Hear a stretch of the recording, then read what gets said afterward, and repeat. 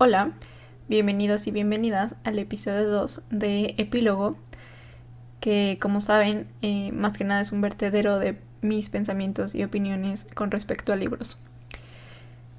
Alguien en el episodio pasado me hizo notar que ni siquiera me había presentado, sino que ahí aventé como que todo mi frustración con el término de literatura universal. Yo soy Frida y en esta ocasión les quiero contar un poco de aquellos libros que me han marcado justo con la intención de que me conozcan mejor. Y más allá de los resúmenes o tramas de estos libros, lo que les quiero contar es mi experiencia personal con varios de ellos. La lista está mayoritariamente de manera cronológica, es decir, que vamos a empezar por mi infancia. Así que vamos. El Principito. Fue el primer libro que recuerdo que leí completo, que no eran los libros de la SEP ni los cuentos para niños que tenía en mi casa, que la verdad yo me leía feliz los libros de la SEP, todavía me acuerdo de hasta cómo olían y cómo me producían felicidad cada inicio de curso. Eh, el Principito en realidad no sé si en verdad fue el primero, pero así es como yo lo recuerdo, entonces pues así lo voy a contar. eh, y a través de los años, pues sí, lo he releído muchas veces. Y sí es cierto eso que dicen que cada vez que lo leas encuentras algo distinto. Eh, yo creo que El Principito es una obra que es importante que lo leas al menos una vez en tu infancia y una vez en tu adultez. Y pues nada, la edición que yo tengo es una de esas de Editores Mexicanos Unidos, que yo sé que no es la mejor editorial, pero pues es la que tengo y es la que usé en mis clases de primero de primaria, así que le tengo mucho cariño. Ha estado conmigo mucho tiempo y pues nada. El siguiente libro es Cuando Hitler robó el conejo rosa, de Judith Kerr.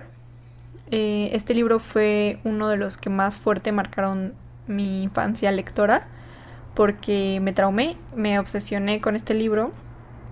Yo creo que he de haber tenido unos 8 o 9 años cuando lo leí por primera vez y me lo dejaron de tarea en la escuela. Yo creo que además de mis padres, obviamente mi primer acercamiento con la literatura fue a través de la escuela, entonces muchas de las lecturas que yo hacía pues era por tarea y pues este fue uno de ellos, ¿no? La historia es autobiográfica.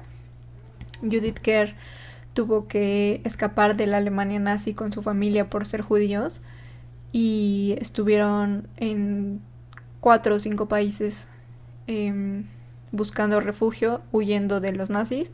Y justo cuando Hitler robó el conejo rosa, es una novela infantil autobiográfica de cómo era su vida pre-Alemania nazi y cómo cambió todo, absolutamente todo, a partir de la llegada de Hitler al poder. Y me vi muy reflejada y muy identificada porque obviamente, o sea, yo no viví un contexto así, pero para nada, pero con la historia como tal, porque era una familia de 4, donde había un hijo mayor y quien narraba la historia era la hermana menor, ¿no? Entonces, para mí fue muy fácil ponerme en los zapatos de la protagonista porque pues yo tengo una familia de 4 y yo soy la hermana menor, entonces además el hermano era hombre, ¿no? Entonces como que me fue muy fácil como que ponerme en sus zapatos y vi a mi familia muy fácilmente reflejada en la historia, ¿no? Porque además pues vienen extractos de cómo se llevaban los papás, cómo eran las relaciones entre papás e hijos, cómo la relación está entre los hermanos, a qué jugaban, cómo jugaban. Todo eso, pues es algo que yo compartía, ¿no? Porque pues mi familia era más o menos así. Entonces fue muy fácil para mí pues verme representada. Y sobre todo también porque pues habla claramente de la pérdida del conejo del conejo rosa, como un símil y una metáfora de la pérdida de la infancia. En la historia, esto no es spoiler porque pues está en el título, la protagonista tiene que dejar atrás su juguete favorito, su juguete más antaño, que es un conejo rosa de peluche, porque su mamá les dice a ella y a su hermano que únicamente pueden llevar un juguete en su viaje, pues al extranjero, ¿no? Donde están huyendo. Y por obvias razones pues no podían ir muy cargados, entonces solo les da chance de un juguete. Y pues Judith escoge un juguete más nuevo, un peluche más nuevo, porque pues le acaba de llegar, en lugar de a su amigo de toda la vida que era el conejito, ¿no? Y después vemos que pues justo está este arrepentimiento, ¿no? Pero es muy interesante cómo juega un papel esto de el conejo como símil de la infancia, que, que sin duda tuvo que haber sido muy, muy difícil, pues huir de todo lo que conocías y de tu vida, temiendo por tu supervivencia. Y pues eso te hace madurar de una forma pues espantosa, ¿no? Entonces, pues yo estaba obsesionada con mi perro de peluche, ¿no? Entonces a mí me pegaba mucho a los 8 años que la niña no pudiera haberse llevado su conejito, ¿no? Entonces, bueno, me acuerdo muy bien de algunos pasajes y tengo muy vívida la memoria de ese párrafo donde Judith narra que ella piensa que Hitler ahora tiene su conejo porque como ahora Hitler es dueño de todas las cosas y de todo el país, pues naturalmente también es dueño de su conejito, ¿no? Entonces, pues me acuerdo mucho de que cuando leí eso me creó un vacío muy grande. Y años después me enteré que ese libro en realidad era el primero de una trilogía autobiográfica. Y años después, le estoy hablando de hace 5 años máximo. Y resulta que en mi casa tenía el libro 2 de la trilogía, que se llama En la batalla de Inglaterra. Y así lo tradujeron en inglés, no sé por qué, porque en inglés es The Other Way Round. Pero como era otra edición y otra editorial, pues yo nunca me había percatado que en realidad era que era la continuación, ¿no? Entonces estuvo muy padre, porque lo leí, les digo, hace como 4 años. Estuvo muy padre reencontrarme con los personajes en una historia distinta, ¿no? Porque obviamente había leído había leído Cuando Hitler robó el conejo rosa varias veces, pero obviamente pues los personajes están estancados en el tiempo, en esa historia. Entonces fue muy padre verlos crecer y verlos en otra historia, verlos desenvolverse en otro país, porque pues como lo dice el título, ahora están en Inglaterra, ¿no? Y me dio mucha nostalgia encontrármelos, pero no fue lo mismo que leer Cuando Hitler robó el conejo rosa.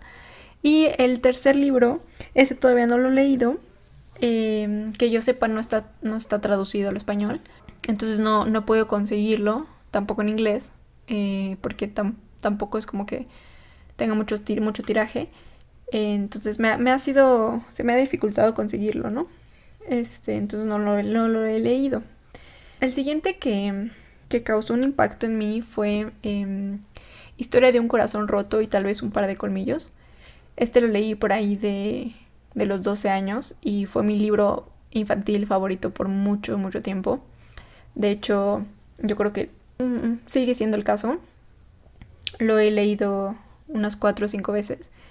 Y este es el libro de Mónica Beltrán Brosón, quien es sencillamente buenísima para escribir literatura infantil y juvenil. Otros de sus libros que amo es el de Un ángel en la azotea y otros cuentos de Navidad, donde aún recuerdo perfectamente al menos 3 de esos cuentos porque son súper memorables y te llegan al corazón, ¿no?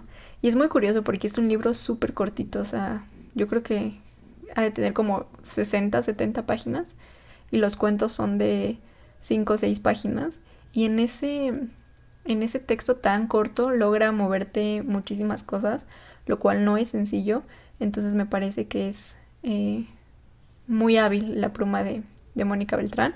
Bueno, con este libro de Historia de un corazón roto, creo que fue la primera vez que me di cuenta que las historias contemporáneas también tenían un espacio en la literatura, porque hasta ese momento pues me había tocado leer mucha fantasía, muchos cuentos de animales, mucha fábula, ficción histórica, que es el caso de Judith Kerr, y ficción situada en otros lugares, ¿no? Me había tocado leer, por ejemplo, las historias estas de Nicolás en Francia. Y fuera de los textos de la SEP, como les decía, no había encontrado una novela o un cuento o algo así situado en México, ¿no? Entonces, nunca había leído algo con lo que me pudiera identificar que estuviera pasando en ese momento y con lo que yo pudiera relacionar con mi vida actual, incluso mi propia ciudad. Y estuvo muy padre haber leído eso en Historia de un corazón roto y tal vez un par de colmillos, porque creo que fue mi primer acercamiento a la literatura de autores mexicanos contemporáneos. Y estuvo muy bonito que ese haya sido mi acercamiento, porque lo disfruté muchísimo, ¿no? Y la historia, por cierto, es de un chavo que se llama Sebastián, que se enamora de su vecina y él piensa que es una vampira, todo apunta a que es una vampira.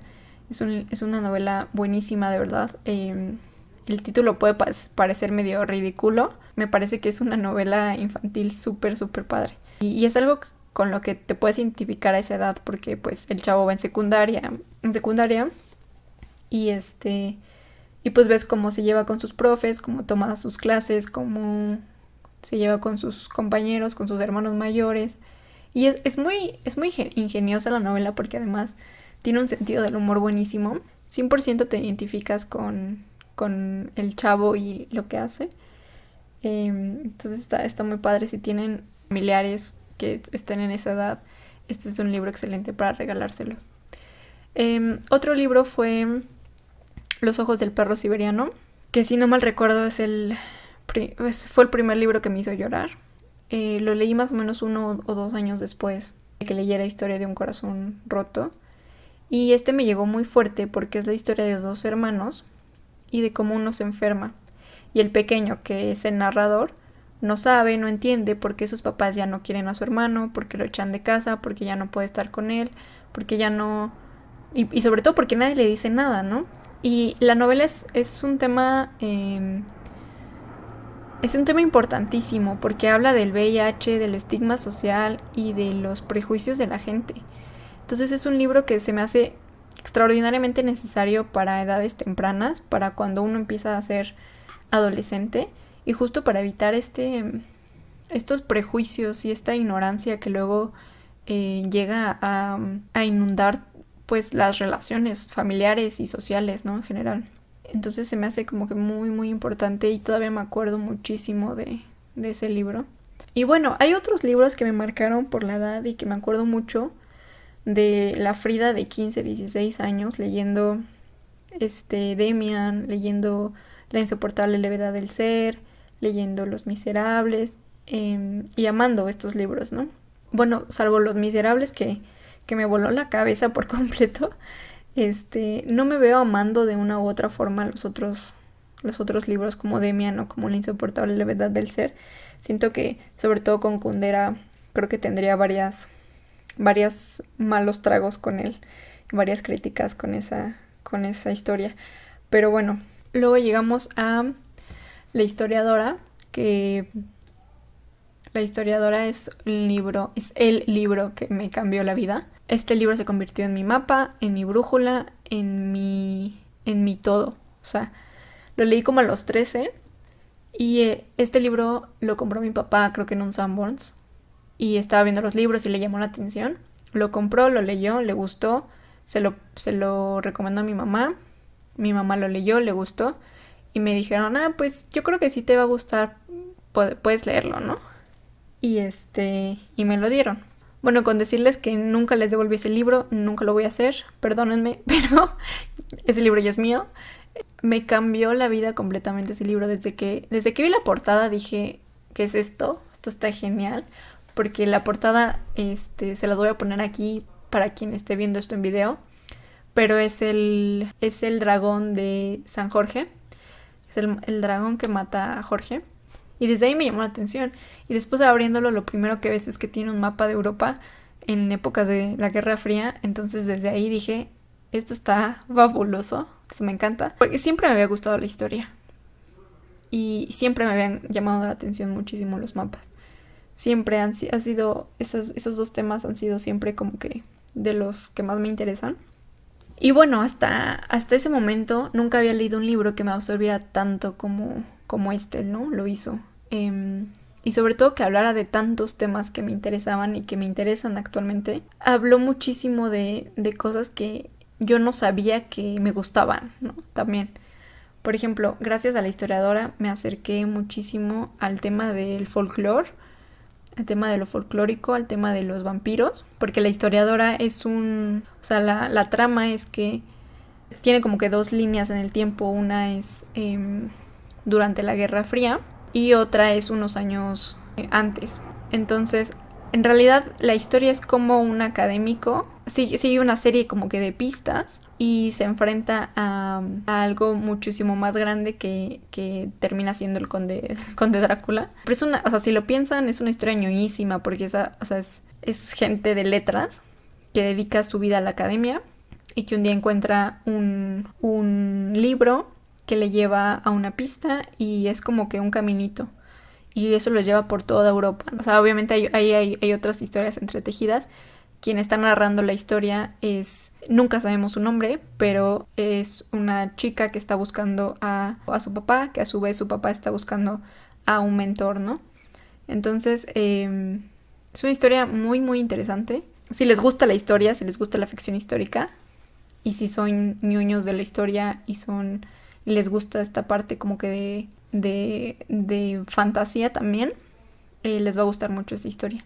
A partir de ahí yo me acerqué muchísimo a otro tipo de literatura. A partir de ahí leí Drácula, leí a Sheridan Le Fanu con Carmilla, leí a Polidori, leí a Allan Poe. O sea, a partir de ahí leía muchísimos autores de género de terror y me interesé muchísimo por muchos años con este tema de los vampiros. Y bueno, la historiadora creo que de alguna forma, o sea, va a sonar súper ridículo y súper cursi, pero me ayudó a encontrarme a mí misma porque sedimentó mi amor por la historia, sedimentó mi amor por la literatura, por los libros, por la magia que traen los libros, ¿no? O sea, por hasta dónde puedes llegar a tener aventuras por los libros. Entonces, todo eso me encantó. Y la historiadora va a tener siempre un lugar muy, muy, muy especial en mi corazón. Y bueno, de ahí pasaron muchos, muchos años hasta que como que volviera a sentir esa pasión por algún libro. Por supuesto, nunca he dejado de leer, siempre he estado como que a la búsqueda de estas grandes historias. Pasaron muchos años en los que yo no encontré eco de obsesiones, no encontré como que alguno que me marcara. Hasta que, bueno, cronológicamente, viene Rayuela, que leí en mis 19 o 20, tal vez, tenía 20 años, y me voló la cabeza. Me obsesioné también con Julio Cortázar. Tanto me obsesioné que hubo una época en la que me dormía con los audífonos puestos para escuchar entrevistas en YouTube de Julio Cortázar. Tanto así me obsesioné también con eso. Antes de Rayuela leí Casa Tomada y otros cuentos. Otra compilación que se llama Cuentos Completos 1 y otro que mi papá me regaló en una edición ya viejita que se llama Reunión y otros cuentos. Y luego de eso leí Rayuela y pues fue toda una experiencia. La leí de manera normal, digamos, y luego inmediatamente después de que la terminé la leí a la manera rayuelesca, es decir, con esto de saltarme capítulos. Rayuela me gustó muchísimo, me gustó mucho en su momento y fue como que también algo muy distinto a lo que yo había leído, ¿no?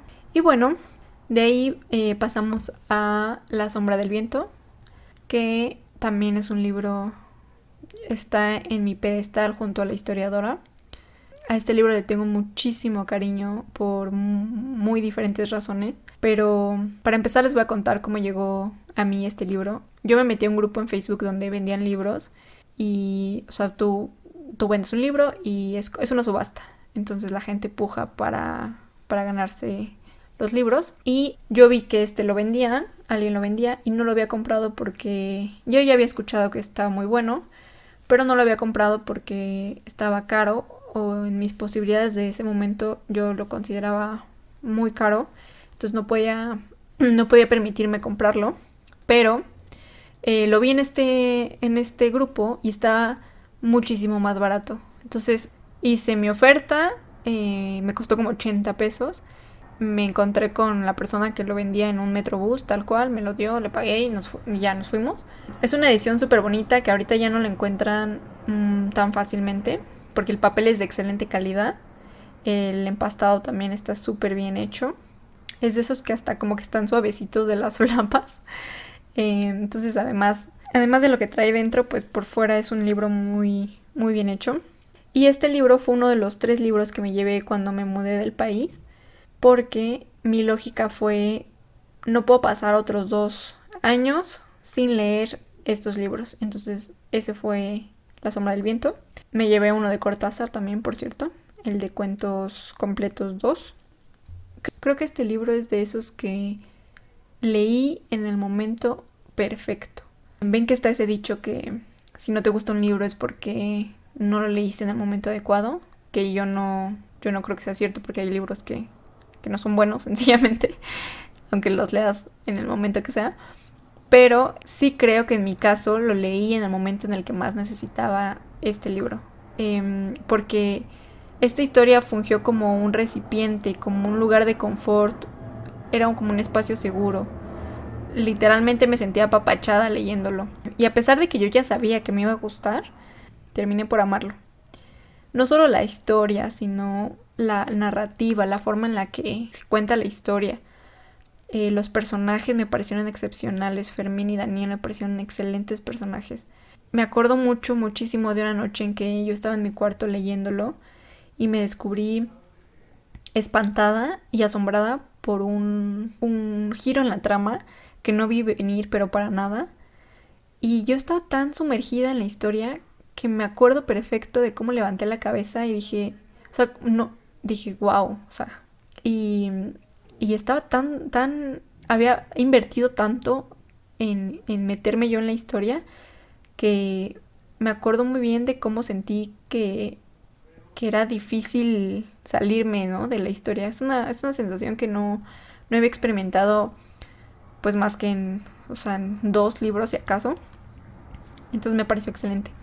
Y bueno, tan me empañó el pensamiento de este libro que hice un video que pueden encontrar en este mismo canal, donde intenté escribirle una carta al libro. Tan me fascinó que por años me negué a leer el resto de la serie, porque pues cómo podrían equipararse al primero, ¿no? Creo que tenía mucho miedo de que no me gustaran tanto, o peor, ¿no?, de que yo los odiara. Y para quien no lo sepa, es una serie, El cementerio de libros olvidados se llama, y son 4 libros. La sombra del viento es el primero. Y creo que de alguna manera tenía razón, porque en efecto, este año, después de 5 años, leí el segundo libro y no me gustó ni de cerca tanto como el primero, ¿no? Creo que el contexto hizo, como les decía, fue un momento perfecto para leerlo, porque se lo recomendé a mis papás, que son lectores, y pues sí me dijeron, sí está bueno, pero pues tampoco está para tanto, ¿no? Entonces sí creo que mi contexto personal en el que lo leí tuvo muchísimo que ver en cómo me siento al respecto, y de hecho por eso no lo he releído.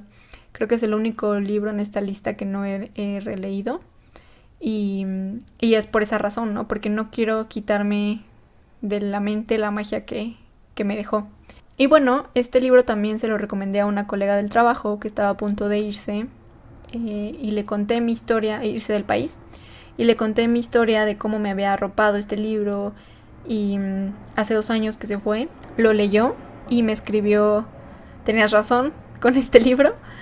Entonces creo que también tiene algo que ver el que no estés el que estás en otro lado. Y bueno, sí me sobresaltó mucho que se haya muerto Carlos Ruiz Zafón este año. Además de que se murió el día de mi cumpleaños, lo que lo hace una coincidencia muy triste, y me pone especialmente mal pensar que ya nunca lo voy a conocer, que nunca me va a firmar mi libro, porque la vez que vino a México a la Feria Internacional del Libro de Guadalajara, pues yo no pude ir porque andaba en otras latitudes con su libro justamente bajo el brazo.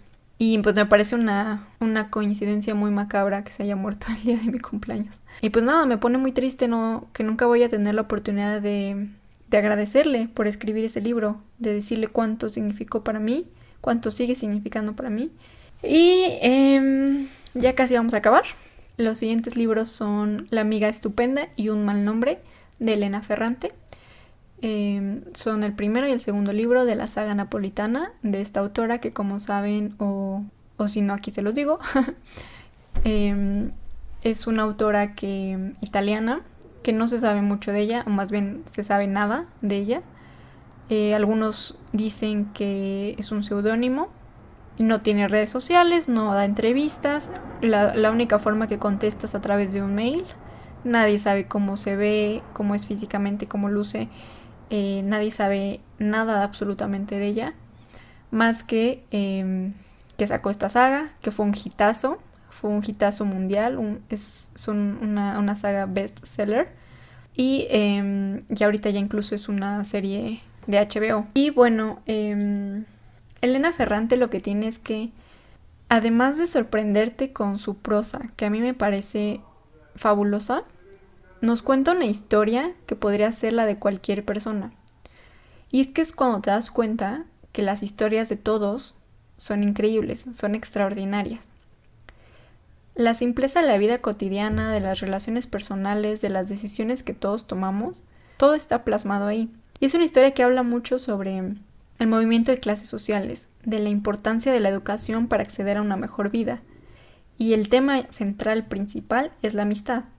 La amistad y competencia entre dos mujeres desde que son niñas, que tienen un vínculo muy fuerte y sus vidas se ven marcadas por la relación que tienen una con la otra. Creo que estos libros justamente han sido un éxito porque es muy fácil reconocerse y verse representada. O sea, es muy fácil ver tu amistad con alguien ahí, o tu competencia con alguien ahí, o tus relaciones con tus padres, tus relaciones con tus hermanos, incluso tus relaciones con tus maestros o tus mentores. Y estas novelas ya había escuchado yo desde como 2014 que estaban buenísimas, pero no las había podido conseguir porque las ediciones en español la verdad es que son un poquito caras, pero las leí todas el año pasado y mayoritariamente las leí en un café donde el chavo que atendía terminó por aprenderse mi pedido porque yo iba como entre 4 y 5 veces a la semana a ese café justamente a leer. Iba muy muy temprano antes de ir a trabajar, me sentaba ahí y leía como hora y media o una hora. Y ahora la playlist de ese café estará eternamente asociada en mi cerebro con esa lectura. Pero sí, se las recomiendo muchísimo si les gusta leer ficción histórica, si les gusta leer ficción contemporánea. Fueron de mi top de libros del año pasado. Ahora se los presté a mi mamá. Los está devorando también. Son libros que justamente también te los lees muy rápido porque es muy ameno y la historia te absorbe también muchísimo. Están muy buenos. Y ya por último, quizá este sería el primer libro cronológicamente que me marcó. Es el de 365 cuentos para dormir. Mis papás nos dieron uno a mí y uno a mi hermano. El mío era de animales porque siempre me han gustado.